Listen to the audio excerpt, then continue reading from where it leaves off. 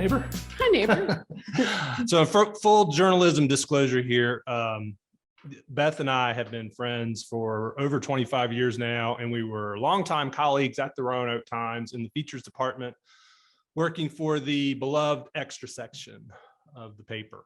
That's where the funnies were and the horoscopes every day. So that's why it was popular, and that's why you wanted to be in there. But, no, Beth did a lot of her best work for the newspaper and a lot of groundbreaking work that we'll talk a little bit tonight about for the extra section. And as we get started here, we're all familiar with the success of the series, television series, Dopesick. I'm sure a lot of people have seen it out there. How many of you have Hulu and have seen Dopesick? Okay, pretty unanimous there. And now we can call it the Emmy-winning and Golden Globe-winning series, Dopesick. The Emmys haven't been announced yet. The Emmys haven't. A Critics' Choice. Yeah, that's no, but the Emmys and Golden Globes, yes, it has won, and the SAG. Michael It hasn't won an Emmy yet. She's right. She is? Okay, sorry about that. Well, Golden Globe. Yes, yes. So you see how much research I did. I'll have a correction on that in the paper tomorrow. So Ralph is always correcting me. So I didn't know you wrote books too. That's great. Good luck with that. I hope that works out for you. So the question on everybody's mind obviously is, how is Michael Keaton in real life? Is he awesome? Is he great? He's like Tom Cruise. He's shorter than he looks on TV. You know, Peter very Sarsgaard is in Dopesick, and he's married to Maggie Gyllenhaal. Did you know, did you get to meet Maggie Gyllenhaal? I did. I did. So she's awesome. Yeah. That's great. So, all right. So you have been doing sort of an awards circuit now, as Dopesick has come up for these awards that Michael Keaton has sort of cleaned up. You were also in the show. I believe it was it episode 3 for about 90 seconds. Yeah, for about there's a 2 seconds scene where you're playing a medical expert, talking Barbara Mullins, the most important character in the show you could ever come up with. Same initials. Yeah. Which is kind of pathetic.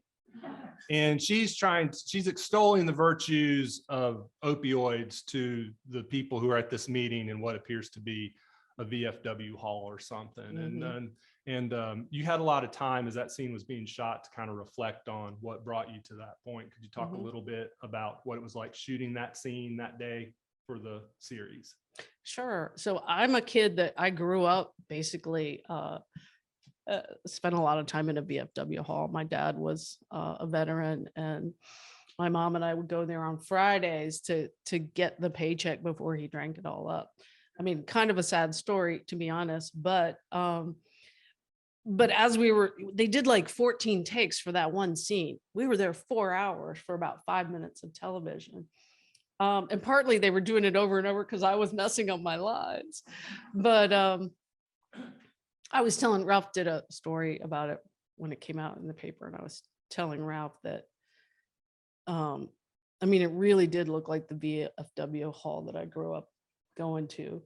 And down where they even had like fake smoke in the back of the bar was in the back. I was kind of up on the panel and I just kept thinking, wow, I never thought I'd get out of that town. And here I am, like in a TV show with an A-list actor and in a fake VFW hall. Thank God it's a fake VFW hall. Yeah. Because you had memories of sitting on the stool next to your dad at the bar. Yeah. Yeah. Halls, right? Yeah. Some of my favorite memories actually with him. I don't have a lot of great memories with him, but yeah, he'd buy me a Coke and a pack of cashews. Did working on the book Dopesick and the stories you did for the newspaper about addiction and people who struggle with addiction make you look back at your own family and take a different perspective or get some new insights on your childhood, what it was like growing up in that household? It probably should have, but honestly, I think it's probably why I was drawn to that. It's certainly why I've been drawn my whole career to writing stories of outsiders and underdogs. And part of the reason I mean, I got first assigned to write about what we then called the nascent heroin epidemic in 2012 at the Roanoke Times. Carol Tarrant, who's here tonight, was the editor then, and she said, like, let's do a really important story about this case. And actually, the prosecutor's here tonight, Don Waltice. And I'll never forget Don telling me when they arrested this kid, Spencer Mumpower, for his role in selling the heroin to his former private school classmate, the one who passed away. Don said, when they got his phone, there were 50 kids that they were using and selling to. And so Spencer and Scott were just the tippy tip of the iceberg. And once you understand that OUD, opioid use disorder, is it takes average of 8 years just to get 1 year of sobriety, 4 to 5 relapses, even more for some people. This isn't something that's just going to go away like that. And so I knew it was just going to become a bigger issue, right? And so it's like drives a lot of our crime, a lot of our theft. It drives, by 2015, it was driving decreasing life expectancy. So for the first time in American history since World War I, our life expectancy was going down, and it was going down largely because of opioid overdoses, followed by alcohol-related cirrhosis of the liver and suicide. And, there's just a new study out this week that it's still going down.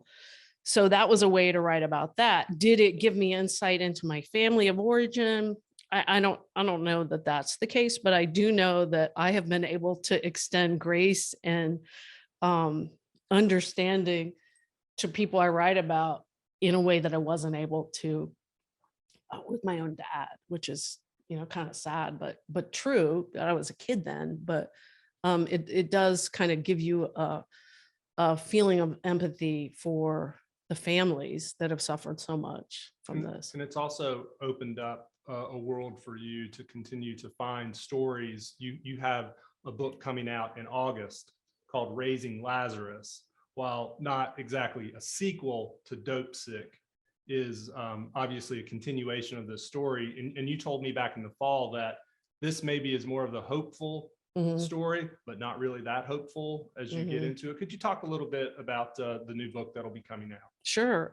So the subtitle is Hope, Justice, and the Future of America's Overdose Crisis. We call it overdose crisis now instead of heroin, because it's so many of it's fentanyl and cocaine, it's fentanyl and all kinds of drugs, methamphetamine and heroin. I mean, it's polysubstance use. But when I finished Dopesick, I had been following this young woman for almost 2 years, and she had been sent to an abstinence-only rehab out in Las Vegas. And at the end of the book, I had already finished the book, and then I got this call I had been sort of dreading since I first met her, which was that she was dead. And not only was she dead, she had been murdered, and her body was found at the bottom of a dumpster. When she bombed out of the rehab in Las Vegas, she's now homeless in Las Vegas, which is a lot different than being homeless in Roanoke, VA. So, every time she lost access to her life-saving medicines and to her treatment, this is where she would end up, on the streets. And it was such a shock. Like, I remember calling Carol the day that I found out Tess died, because I was like, what do you do when somebody you've been following, I got very close to her mother,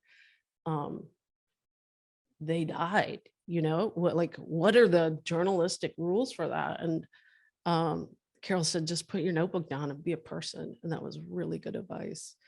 So, I found myself with her mother as she said goodbye to her battered body at Okies. And then I did a podcast with her mother called Finding Tess, where we tried to retrace her steps. And we went out to Las Vegas and, went to all the places where she lived, the abandoned minivan, the guys who she would stay with sometimes, and going through the homeless encampments. And which is a long way to say, I just was never going to write about it again. It was so depressing. And then as I was going around talking about it, I started hearing about people who were doing really cool things despite of all these barriers.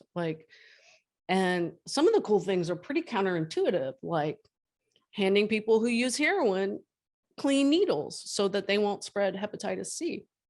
And actually it turns out when you give them clean needles, you're actually giving them a connection to care, so that people who go to needle exchanges, for instance, are 5 times more likely to get treatment. They're much more likely to use less drugs. And that's counterintuitive too. And so then I got really excited. I followed this group in North Carolina, in Hickory. They call themselves, these 2 women, wife and wife, they call themselves the nation's only queer, biracial, faith-based harm reduction group in the nation. And they started out giving needles from the back of a pickup truck in 2012 when it was still illegal there. They would tuck syringes into like a Nature's Valley granola box, right? And they would pretend to be a food pantry. And these women were just so badass. And they didn't really know who I was or care to let me tag along. But I'm kind of persistent. And I just kept like calling. And one of the reasons I was so interested in what they had to say, because there's this huge harm reduction activist group on the left that doesn't want anything to do with law enforcement at all. Well, you know, when families abandon people with substance use disorder, the police will still show up if you need them, you know, and these guys were saying you have to meet both sides where they are. You not only meet the drug user, but the other side, the law enforcement. And so I've learned a lot about, the new book has models of like Fairfax Jail is doing MAT in the jail. That's buprenorphine or Suboxone, the medicines. They're doing peer recovery and counseling, like real treatment in the jail. And it's run by this really badass female sheriff. I gotta say, all the people who are doing this really groundbreaking kind of cutting edge work happen to be women, just saying. And so that's been really cool. The book begins next to a McDonald's dumpster in Hickory with this nurse practitioner. He's volunteering at night for the harm reduction group, Michelle and Karen's group. And previously he had been giving out needles, and then he realizes, well, people really need testing for hepatitis C, and that they actually want to cure their hepatitis C. And then he realizes, well, they need buprenorphine. So he starts what's called low barrier buprenorphine. So I'll meet them wherever they are, at a homeless encampment, at a McDonald's dumpster, et cetera. And so the book begins with this guy, longtime user, works in a furniture factory, comes up and he's crying. He's like, man, I'm gonna die if I don't stop using the needle. And Tim says, the nurse practitioner, he says, 2 things. 1, you can get better. Most people think they can't. Most Americans think they can't get better. And 2, don't disappear. And that don't disappear is just so crucial to the whole theme of the book, because it's like, you know, we have to get okay with the fact that some people are going to use drugs. And that doesn't mean they have to go to jail. It means they've been abandoned by our systems too often. And so you start to see people, once they get in this treatment, they start to get better, and then they start to help other people. But there's still so many bureaucratic barriers, which is a really boring phrase, but the book is really fun and exciting, because I followed this one woman I met in a trap house that's in Mount Airy, North Carolina. You know, that's the Andy Griffith town. I've heard of it. Yeah, Ralph's from near there. And at the time when I first started going to Mount Airy, they had the second highest, Surrey County had the second highest overdose rate in the nation. And you're like, what? Andy Griffithstown has the second highest? And they just keep building bigger jails. Yeah, that's all they wanted to do. The first meeting I went to, this woman stood up and said, I think when they overdose and die, we should let them die and take their organs.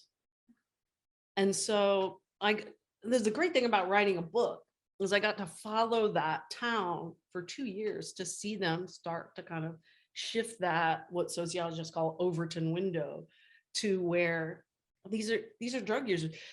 All these people are in jail are why we have 1,500 job openings we can't fill. How about let's get them help instead?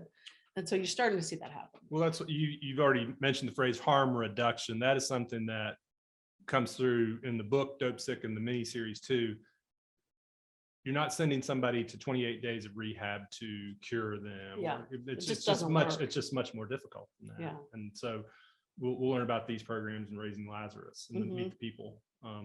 You've already mentioned how Dopesick was, although it was more fully evolved from the original newspaper reporting that you did, it does trace its roots back to your newspaper work in the early 2000 teens at the Roanoke Times. And you've written 3 best-selling books: Factory Man, which is about the furniture industry with John Bassett III as the central figure; True Vine, which is a sort of historic nonfiction book based in Roanoke; and Dopesick.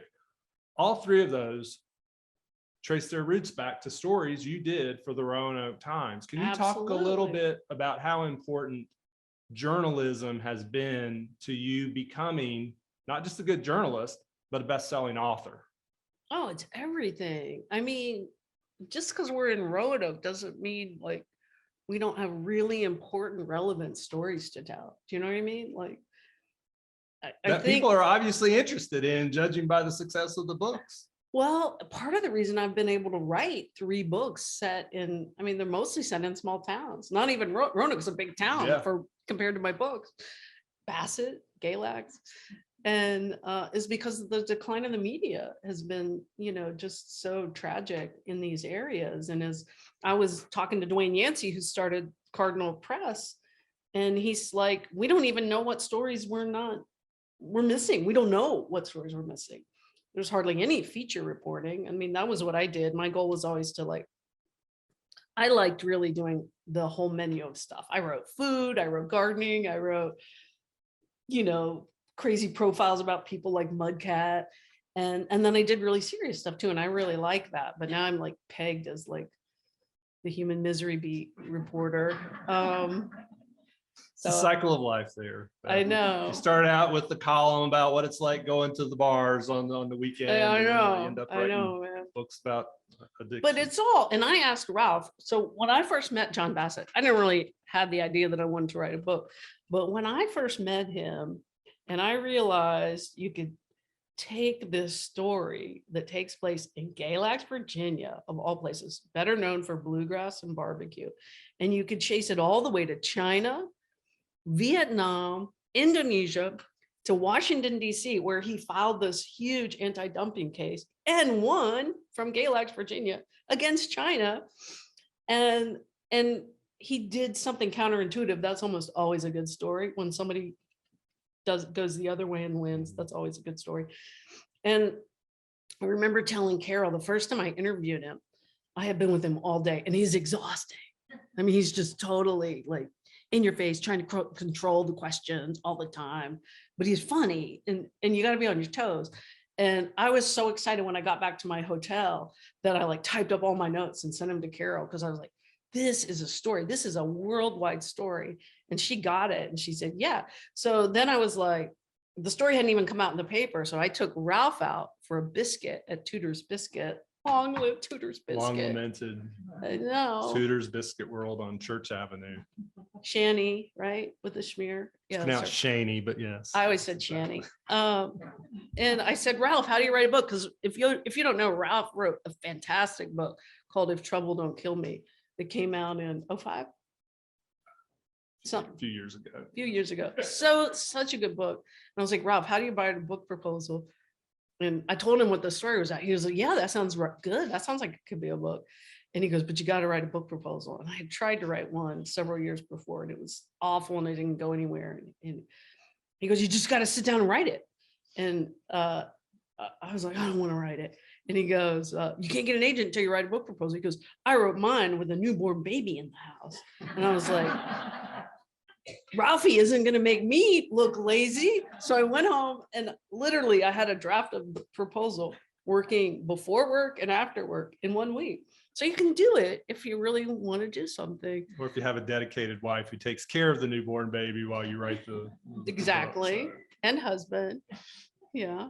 Well, along those lines, okay, so you were sort of the queen of the big multi-part feature story there for a while at the Roanoke Times. What is similar or different about writing these long, meaty newspaper Mhm. stories or multi-part series with writing a book, which goes for 300 pages. What's similar and different Well, about that was my main question. I asked my friend Ralph after I sold the book. I was like, Ralph, how do I organize this? Because it was a story that went for 100 years, right? So going all the way back to the beginning of Bassett Furniture in 1902.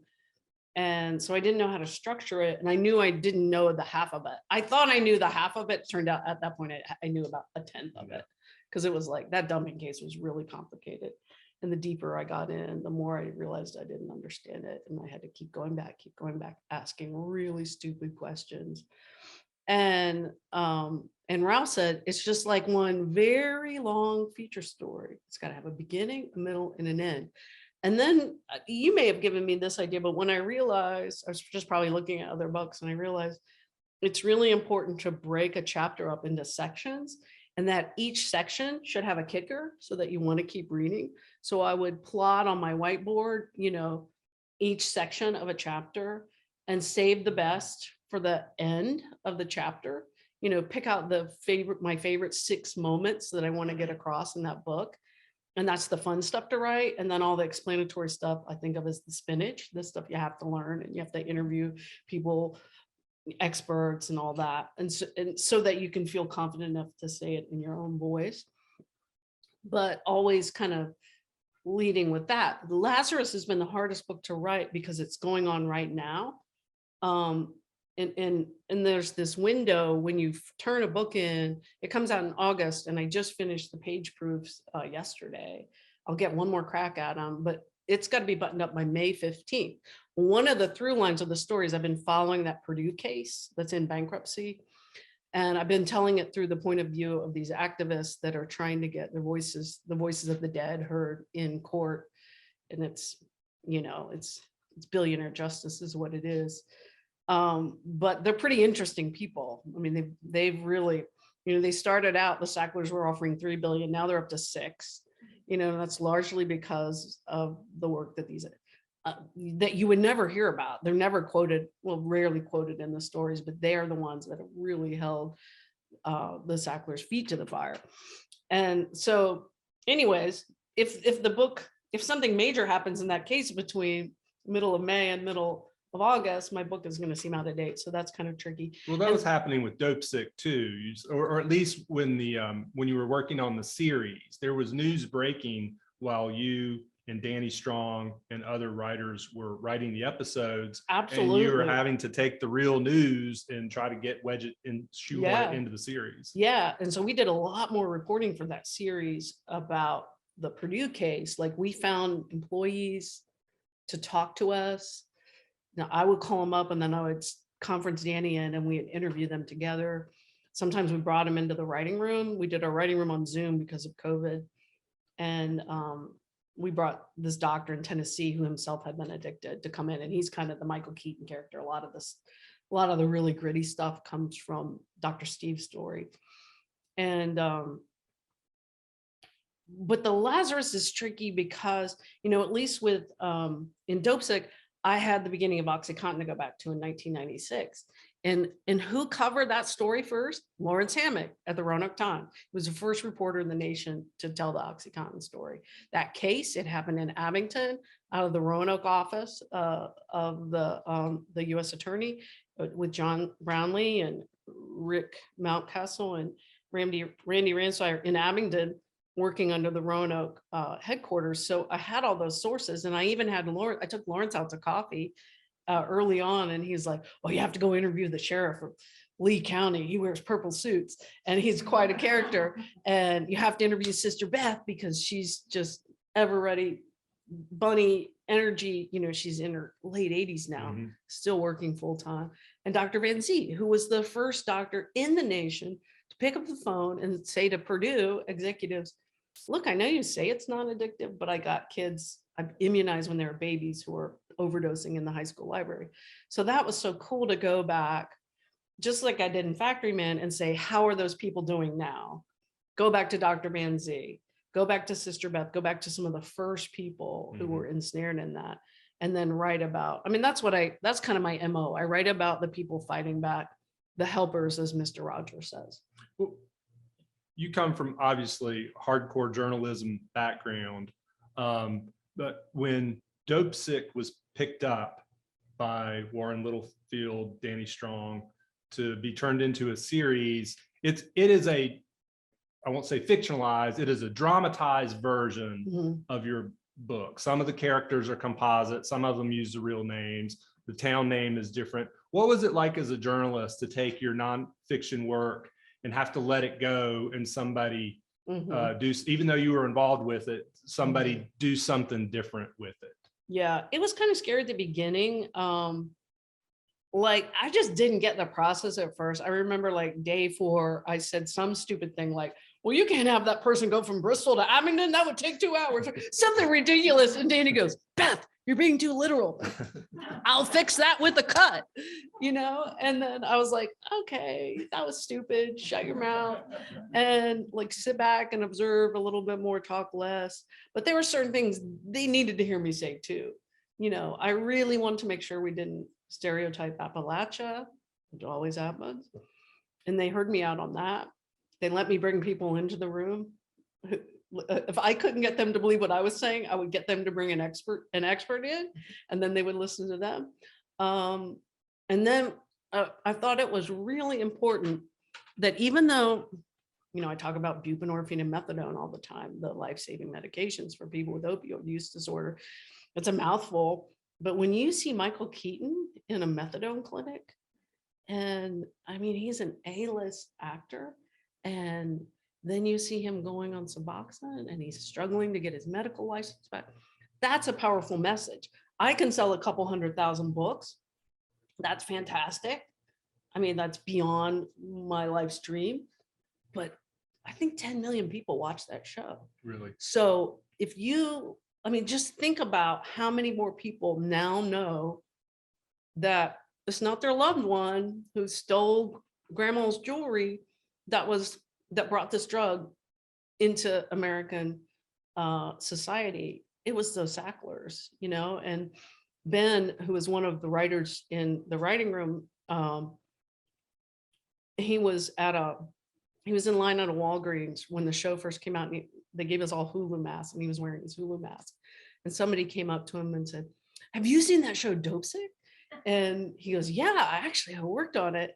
And there was a woman standing behind the guy who was talking to Ben listening. She said, "I watched that show and I called my son. We hadn't spoken in 3 years because of his addiction." And so, you know, I heard that to some extent about the book, but, you know, I just think it's reached a much bigger audience with the show. And I'm really glad. I'm just really grateful to Danny. He did such a good job. There are other, Dopesick, the series only covered maybe one aspect from your book. Will there be a second season where they will use more material from your book? I don't know. It's too soon to say. I mean, I hope so, but it was only meant to be a limited series one time. There's another series coming out based on Barry Meyer's book, Painkiller, by Netflix in the fall, I think. So I don't know, that complicates it a bit. Well, one thing that I think it is important to stress, since this is at the end of a journalism conference here for SPJ, is that reporters out there, they might not write a New York Times best-selling work, but they have the tools and ability to them to be able to go out and find stories in their community that really reverberate outside the region, and in some cases across the country, across the world. Don't you believe that's absolutely true for anybody? And you know, just go out and start talking to people, you know, about the issues that you personally care about. I always tell students when I've taught in the past, like, follow what moves you, like pay attention to what I try to pay attention to. I'll tell my husband Tom about what things I've heard that day or whatever day of reporting. And it's the things that make me tear up, which almost everything makes me tear up, or the things that make me laugh. You know, I'm always looking, especially in these dark books, I'm always looking for little moments of humor just to lighten the mood for the reader and for myself. But that's really what it is. And then to have this gift that I can really follow a story. Like I started to say earlier, I met this woman in a trap house. She was running a trap house. She was like a rent by the week room in a little bungalow in Mount Airy. And, you know, she'd spent most of her adult life in and out of jail. She was running a trap house. And I went with the needle exchange operator, and she was kind of doing secondary distro. She was passing out needles. She was trying to help our community.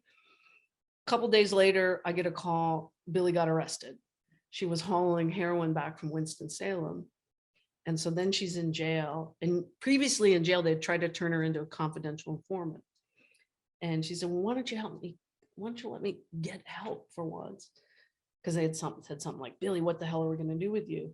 And because of this program that I had gotten to watch unfold for a year prior, I got to see something new happen where they actually diverted Billy from jail and into treatment. I mean, she's been out, she's been sober for 9 months now. She just got a job at the Dollar General, and, you know, she's doing really well for her. And that was so cool to get to see something. You know, Robert Caro talks about time equals truth, and to get to witness something so long that you actually see change happen, the slow moving change that is what we need to be happening in all of our communities. So if I can shine a spotlight on these communities that have figured it out, I mean, it's warts and all. And, you know, I always tell the warts too. I'm not just going to say the good part. It's a real kind of guidebook for how to create social change in a community. That's the way I thought of it. But I didn't really know that at the beginning, but that's what I was going for. That's why this book was so hard, because I kept saying, what's my arc? What's my whatever? Well, you've had a lot going on. I mean, working on a book is a full-time job in and of itself. And you were doing that while writing and being an executive producer for a television series. Dopesick was your third book, and it was the third one to be optioned by someone in the entertainment industry, but it was the first one to get made. Yeah. Factory Man was optioned in 2014 by Tom Hanks's company. True Vine in 2016 by Leonardo DiCaprio's company. Any movement on those projects? Not that I know of. I'm sorry I brought it up. I'm never speaking to you again. Sorry about that. But no, that's just been very exciting, you know, to have this happen to each one of the books. Yeah, it's been really exciting. Only about 10% of things that get optioned get made.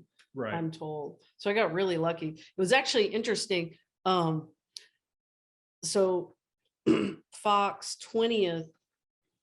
I always get the Fox 20th. Yeah, there's 21st Century Fox. I know. And Fox, like, this is how much I care. I didn't even remember which one had option. Anyways, one of them optioned my book. And then meanwhile, Danny, who has an overall deal with the other Fox, they went, what? When it was announced in the Hollywood Reporter or something. Couple of foxes in the hen house. Couple of foxes, and they hadn't been talking to each other. It was just like the Roanoke Times when the departments didn't talk to each other. And they said, wait, we have a project. And so they said, well, would you guys work together? And we're like, I don't know. And then but Danny is like, you know, he had done Game Change, Recount, The Butler.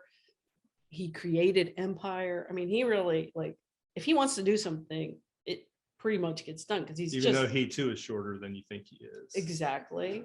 Cute as bug. And I mean, he's the reason it got made, because he already had the whole story outlined. It's what's called a Bible. It's like a 10-page guide of what's going to be in every episode. So they had us meet in the middle. We met in Chicago with Warren. It's Warren Littlefield, who there was a character on Seinfeld based on him. That was the Dalrymple character. Yeah, he created Seinfeld. Yes. And we had this lunch at the Four Seasons, and it was, I mean, Danny's really fun and entertaining and energetic. And Warren had to leave early, and so Danny and I are saying goodbye to each other at the elevator. And I just thought, what do I have to lose? I'm just gonna like make my appeal. I said, just so you know, I'm not an asshole. And I reminded him that recently. He goes, yeah, I was pretty sure you weren't an asshole when you said that, because I've worked with a lot of assholes and they've never told me I'm not an asshole. I just wanted him to know, like, I collaborate well. And That's the way assholes in Roanoke, Virginia work. with That's- people. yeah. That's a in general, new we're not breed. assholes in Roanoke, Virginia, are we? Mm, No, well, it's a whole different level. Yeah. Different breed. different level of assholery. I think this is PG-13 on the Zoom for anybody who might be Sorry, watching. y'all in. gave me the award. You knew what you were getting. Read my books. Beth, a lot of good things have happened to your career since you left full-time newspaper reporting in 2014.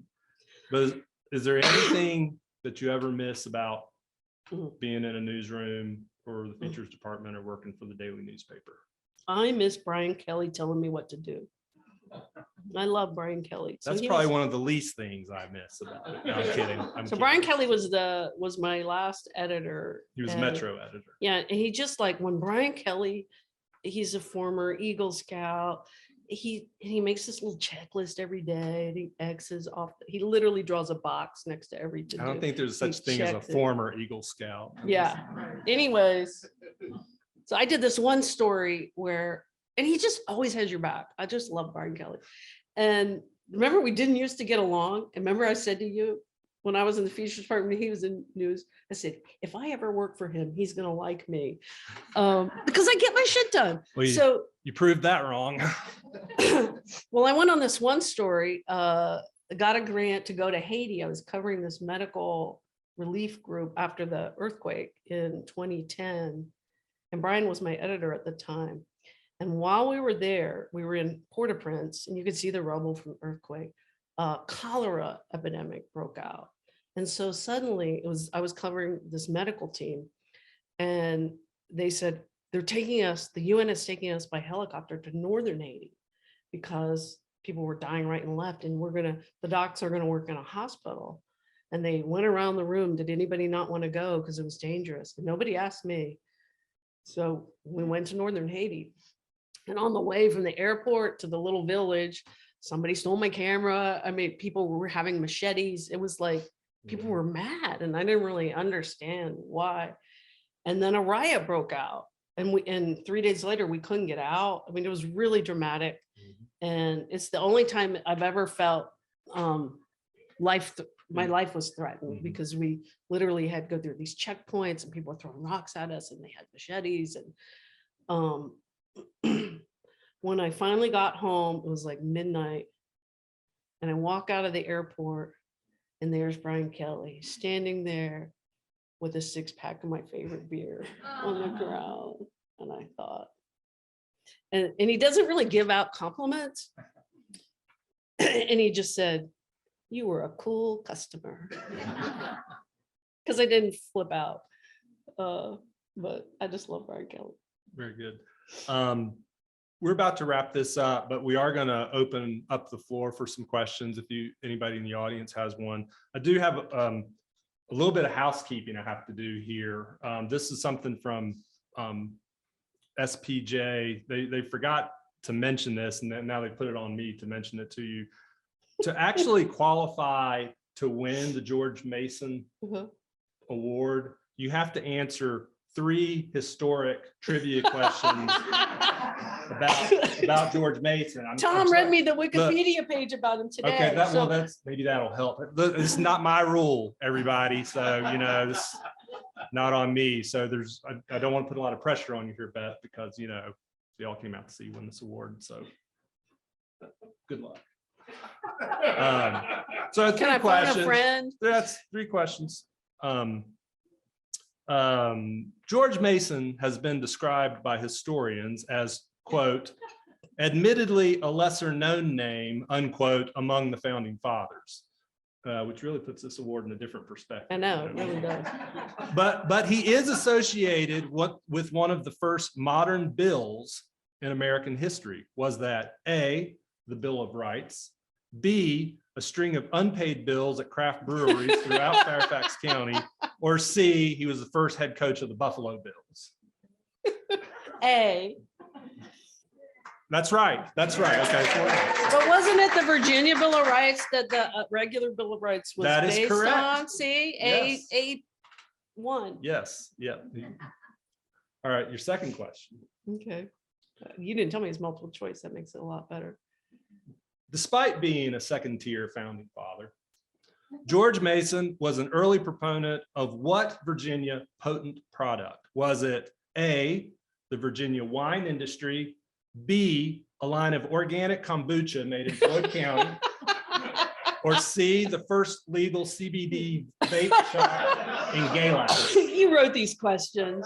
This SPJA, that's part of it. A. Oh, wait a minute, let me look at the answer. A, yes, wine country, that's it, okay.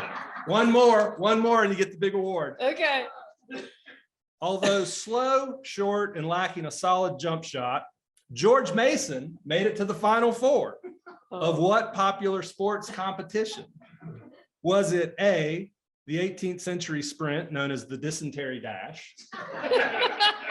B, Appalachian chicken wrestling? Or C, the 2006 NCAA men's basketball tournament? I think C. You must have worked in sports in addition to features. So Beth Macy, you are the winner of the Society for Professional Journalists Virginia Pro Chapter's George Mason Award. Oh, that was on. What do you know there for me? Yeah. Yeah, that was good. Yep. So we got a few minutes for some questions from the audience. If anybody has anything. Yes. Yep. Scott. Yeah, Scott Yates here. Hey, Scott. Photojournalist with the Roanoke Times. Oh, yeah, I see you. Finally. Oh, so you're the viewer, thank you. Well, it's pretty easy when you're the only staff photographer. Heather and Matt are still working hard. Very important question. Brian Kelly is my editor. How do I get him to buy me a six-pack?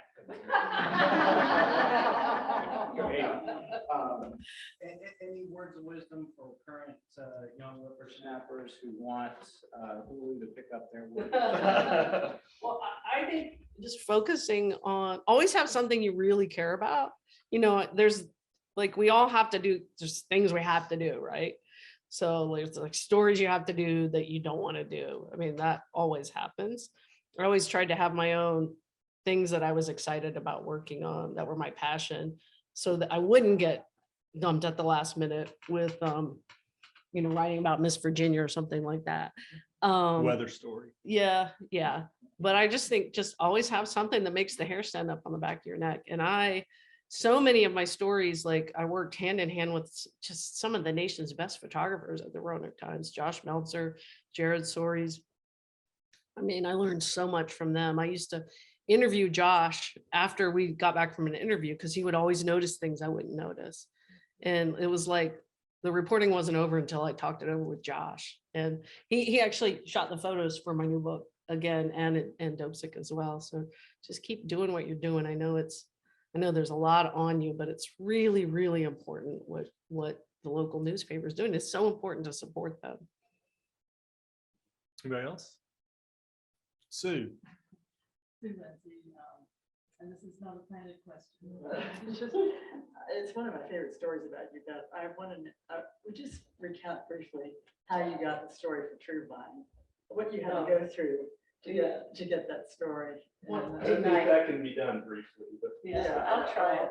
So one of my friends told me there was this crazy story that had happened back in the 1920s where it was actually before that, these two brothers who were Black albino were kidnapped and sold to the circus.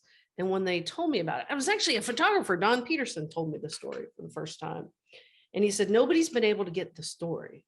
And that really got my dander up because one of them was still alive and he was being caretaken for by his niece, Nancy Saunders, who ran a little soul food restaurant.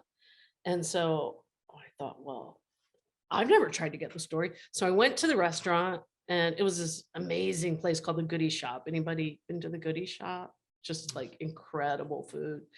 But Nancy's really formidable. And when I walked in, there was a sign on the wall that said, sit down and shut up. And she really meant it. And I asked her if I could do a story, if I could interview her uncle, who was then in his 90s.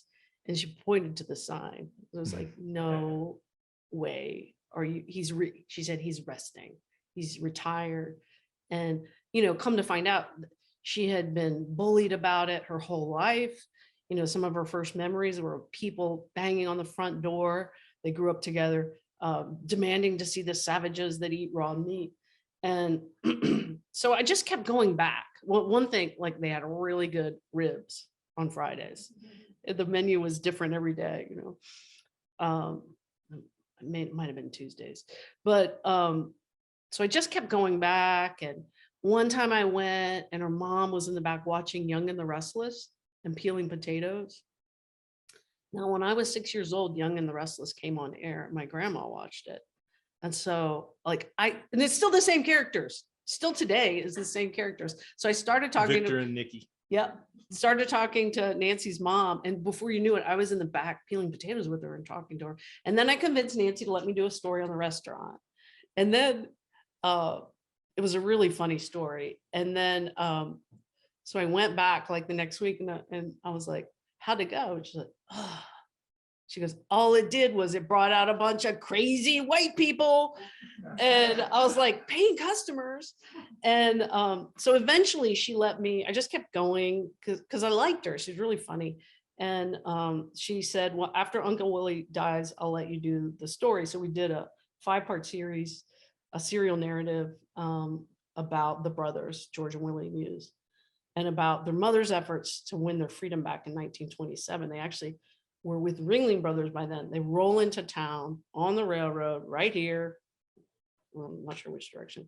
Right here, though. Close to where Victory Stadium That's would right. eventually be, That's down right. by the Roanoke River. Yeah, and so I got to do this deep dive on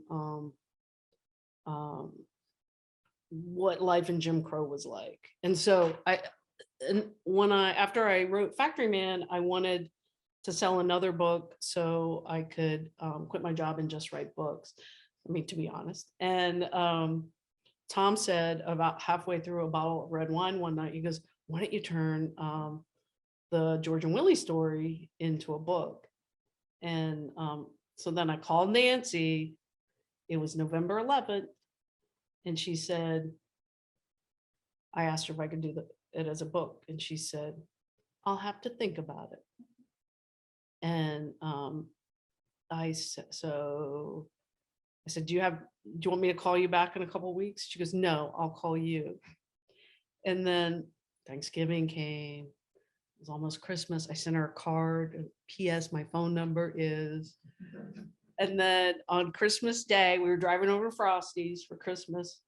Like it was noon and my phone rings and it's Nancy. And she said, I've made you wait so I could give it to you as a Christmas present. And she was going to let me write the book, but she says, no matter what you find out, because she knew I'd find out some sad things, that Uncle Willie always came out on top. And he did, you know, he was taken care of by her.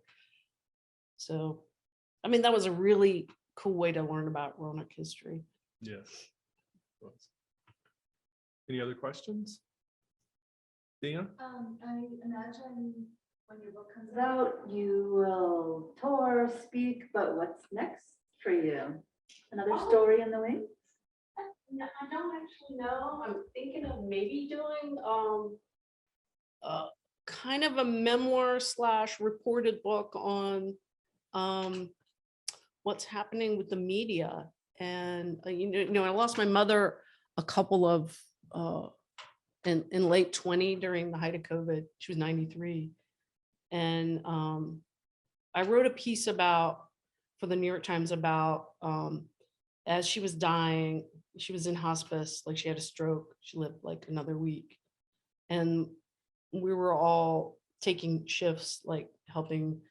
And it was the Saturday after the election when they called the election for Biden. And I was with my mom and my sister, who had never really talked about politics before Trump, ever, really. She's a very religious person. And as our mom was dying, literally she was going, I mean, that's the way she was breathing. She lived another few days, but you didn't know it. And the cell phone on the hospice nurse blinged. And the nurse goes, oh, they're calling it for Biden. And my sister goes, And our mom's going, and my sister goes, it's fraudulent. You watch, he won't win. And I just thought, this is where we are in America. Like, so I wrote this piece about it. And about my mom, who was like super feisty and, you know, trying to run away from the nursing home. And, you know, as a way to sort of grieve that and try to figure that out. And then my sister wrote her version of it later, using exactly my formula from the piece. It was really powerful. And they only had it up on the website for comments for like a couple hours, but hundreds of people wrote in. And I just realized like everybody was going through this with their family where they couldn't talk about stuff anymore. They just couldn't talk. So many families aren't talking to each other. And so I was thinking about starting a book with that. And then like why, like really reporting, why is it that that happened? Like, so I think it's part of the decline of legacy media and disinformation, and we don't agree on basic facts. And People stopped reading newspapers and they got stupid. yeah. So that's what I'm thinking about, but I haven't quite figured out how to crack the code of that yet. And we'll, promotions for books are different than they used to be. Even pre-COVID, they were different. But do you even know what you will be doing in the late summer and fall when Raising Lazarus comes out? I don't know exactly. I think they think we'll be touring, but I hear it's getting bad again in New York and DC, and so I don't know. I'm supposed to do it's supposed to launch in Winston-Salem. There's a really great nonprofit bookstore called Bookmarks, and that's right near Mount Airy. So I think we're gonna have the launch there on August 16th, and then I'll be traveling around for a few weeks. I don't think it'll be that long. Any other questions? Leanne? Yeah. I understand you probably have some essays in a drawer that I think you read a long time ago about growing up with your father. Are you considering kind of an autobiography anytime soon? You talk about how, you know, your background makes you more empathetic in your reporting. Is that a topic that you think you might? Yeah, I mean, my idea is I would, with that scenario I just said, then I would drop back and I would go back to be like I grew up in this small town that, and you know, I was the first person in my family to go to college, the only person to go. And that's, of course, another braid of that would be the fact that if I had been born 15 years later, the financial aid wouldn't have paid the whole freight. And so I wouldn't have gone. I mean, we were so poor, I got money to buy my books after they paid my tuition. And so I want to write about that too. And then I also want to write about being a paper girl, because I was like the first girl that delivered the paper in the town. And that's how I learned how to interview people, because when you're delivering the paper, you have to talk to all kinds of people. You have to collect. You got to pony up the dough. You have to negotiate. I mean, these are all things you have to do when you're reporting. You have to negotiate. Can you use this? Can you get somebody to tell you this? I mean, you're not exchanging money, but that's how I learned to talk to a fence post. Anybody else? Y'all are so nice. Well, I'd like to thank Beth for Thank spending you, time Ralph. with us. Thank SPJVA. Thank you.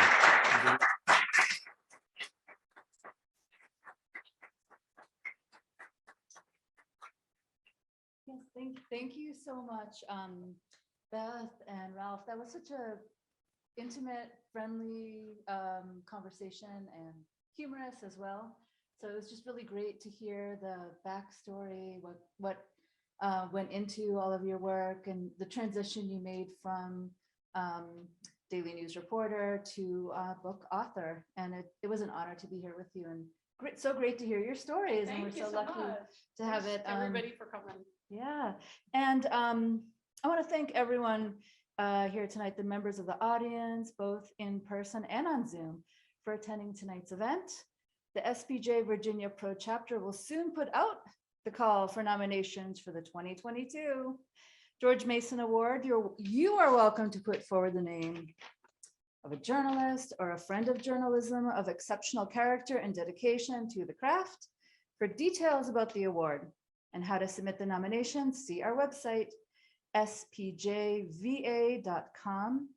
And that concludes this evening's ceremony. Thanks again and good night.